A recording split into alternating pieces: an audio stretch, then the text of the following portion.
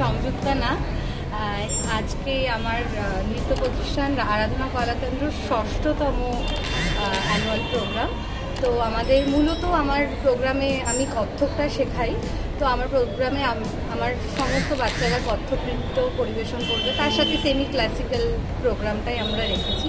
তো ওরা প্রত্যেকেই কেউ স্কুলে পড়ছে, কলেজে পড়াশোনা করছে, তার পাশাপাশি একদম খুব মন দিয়ে ওরা কত্থক নৃত্যটা অনুশীলন করছে আমার কাছে।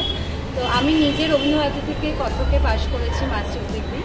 তো আমার এটাই চেষ্টা যাতে আমাদের এই এলাকাতে যাতে কত্থক নৃত্যটা খুব ভালোভাবে আমি বাচ্চাদের মধ্যে ছড়িয়ে দিতে পারি।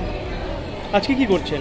আজকে আমিও নাচবো কত্থক, আমারটা শেষে আছে, ওরাও সমস্ত কত্থকের ওপরে আছে, কিছু সেমি ক্লাসিক্যাল, শিব বন্দনা, দুর্গা বন্দনা, সমস্ত শুধু নাচের ওপরে আমাদের প্রোগ্রামটা। কোথায় করছেন এটা? এটা বিনগর হচ্ছে শিবকালী স্কুলের ঠিক অপোজিটে কমিউনিটি হল, বিনগর কমিউনিটি হলে হচ্ছে। আপনার নাম? আমার নাম সংযুক্তা নাথ।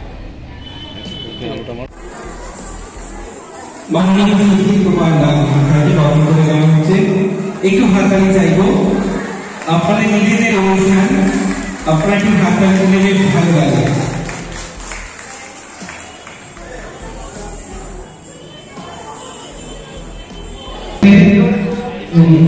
মাল্যদান করে